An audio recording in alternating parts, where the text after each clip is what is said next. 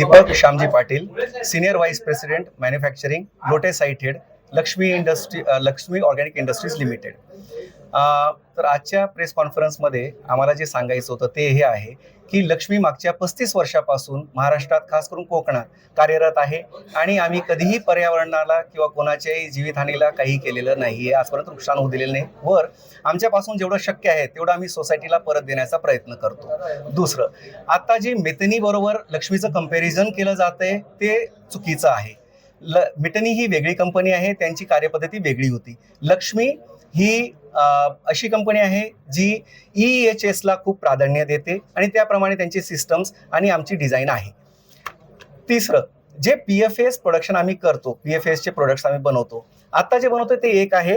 पुढे जाता आम्ही नवीन जनरेशनचे प्रोडक्ट्स बनवणार आहोत. पण त्याच्यासाठी जे कंट्रोल किंवा त्याचं जे प्रोटेक्शन आम्ही केलं पाहिजे एन्व्हायरमेंट, त्यासाठी आम्ही सगळ्या प्रिकॉशन्स घेतोय. क्लोज लूप सिस्टम्समध्ये आम्ही ऑपरेट करतो, जेणेकरून काही द्रव्य बाहेर येता कामा नये, हवेत जाता कामा नये, जमिनीत जाता कामा नये. दुसरं, सगळी सिस्टम आमची DCS कंट्रोल्ड आहे, ऑटोमेटेड असल्यामुळे सगळे प्रोसेसची कंट्रोल चांगली आहे.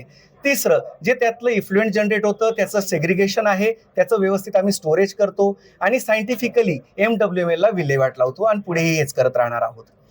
म्हणून याच्यापासून PFAS, PFAS प्रोडक्ट्स पासून सोसायटीला, वातावरणाला काहीही धोका होणार नाही याची आम्ही दक्षता घेतोय. हे झालं कंट्रोल मेजर्स. आणि तर यापुढेही आम्ही EHS वर लक्ष देतच सगळं प्रोडक्शन करत राहणार आहोत. आणि जे पुढची आता जे प्रोडक्शन आहे, जे ट्रायल प्रोडक्शन आम्ही केलेले आहेत, तर आता याचा उपयोग आम्ही या टेक्नॉलॉजीला समजून घेऊन जे पुढे आपल्या भारत देशाला सुद्धा डिफेन्ससाठी आहे आणि सेमीकंडक्टर इंडस्ट्रीसाठी आहे आणि जे इलेक्ट्रिकल ट्रान्समिशनसाठी जे एन्व्हायरमेंटली सेफ अल्टरनेटिव्ह पाहिजेत, त्याचं डेव्हलपमेंट आम्ही करणार आहोत आणि ह्या टेक्नॉलॉजीचा वापर करून भारताला आत्मनिर्भर बनवण्याचा प्रयत्न करणार आहोत.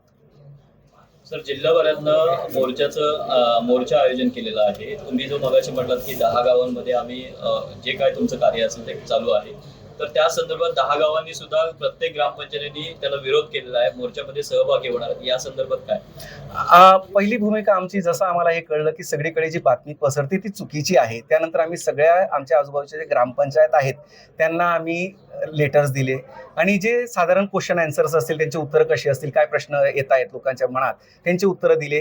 तिसरं, त्यांना आम्ही इन्व्हाइट केलं साईटवर, येऊन तुम्ही बघा, तुम्ही स्वतः समजून घ्या आम्ही काय करतोय काय नाही, ठीक आहे. त्यानंतर मी स्वतः गावागावात गेलोय, तिथे ग्रामसभेत सुद्धा अटेंड केले, त्यांचे जे प्रश्न होते त्यांना उत्तर दिले. त्याच्यावर मला हे समजलंय की जे गावकरी ज्यांना मी भेटलोय, ज्या बॉडीजला भेटलोय, इलेक्टेड बॉडीजला, राईट, त्यांच्यामधून तो संभ्रम हळूहळू कमी होतोय किंवा त्यांची जी अंडरस्टँडिंग आहे PFAS बद्दलची ती आता चांगल्या रीतीने त्यांना कळलंय की PFAS काय आहे, त्याचे उपयोग काय आहेत. खरंच ते जसं विष म्हटलं जातंय तसं नसतं, ते ऍक्च्युली उपयोगी आहे आणि ते आपण आजही घराघरांमध्ये वापरतोय. PFAS कंपाऊंड्स, नॉनस्टिक कुकवेअर्स वगैरे आहेत त्याप्रमाणे. महाराष्ट्र शासनाने एक कमिटी नेमणार होती असं सांगितलं होतं पालकमंत्र्यांनी, आणि त्याची चौकशी तुमच्याकडे करणार होती. नक्की कंपनी चाललंय काय? तर त्या संदर्भामध्ये तुमच्याकडे काही कमिटीची चौकशी करणारी लोक आली होती की नव्हती आली, आणि आली असतील तर त्यांनी काय बघितलं, आणि या संदर्भात जर आलेच नसतील तर कंपनीला अजिबात या गोष्टीबद्दल काही माहिती नाही, आणि पालकमंत्री हे उद्योगमंत्री असल्यामुळे त्यांनी तुमच्या त्या प्रकल्पाला भेट दिली का, आणि भेट दिल्यानंतर त्यांनी तुम्हाला काय सांगितलं? जेवढ्या गव्हर्नमेंट एजन्सीज आहेत, ज्या केमिकल मॅन्युफॅक्चरिंगला ज्या परमिशन्स दिल्या जातात, MPCB आहे, डिश आहेत किंवा कलेक्टर ऑफिस म्हणा, राईट, सगळ्यांनी वेगवेगळ्या टाईमला एकत्र येऊन टीम म्हणून भरपूर भेटी दिलेल्या आहेत सगळ्यांनी, आणि सगळ्यांना त्यांनी ज्या ज्या परमिशन्स दिल्या आहेत आणि त्याच्यात ज्या अटी घातलेल्या आहेत त्या आम्ही काटेकोरपणे पालन करतो. हे सगळे चौकशी त्यांनी केली, सगळ्यांचे प्रूफ आमच्याकडून घेतलेले आहेत आणि हेच जी इन्फॉर्मेशन असते तीच मग पुढे दिली जाते. तर भेटी झालेल्या आहेत आणि आम्ही सगळं काही काटेकोरपणे पालन करतोय, हे क्लिअर आहे. संबंध तुमच्या कंपनीशी जोडला जातो, त्याची वस्तुस्थिती काय आहे आणि महाराष्ट्र प्रदूषण नियंत्रण मंडळानं या संदर्भात तुम्हाला क्लीन चिट दिली आहे का? आता बघा, क्लीन चिट म्हणजे असं जे असतं, MPCB तुम्हाला काय देतं, जर तुम्ही चुकले आहात तर तुम्हाला शो कॉज देणार, क्लोजर देणार.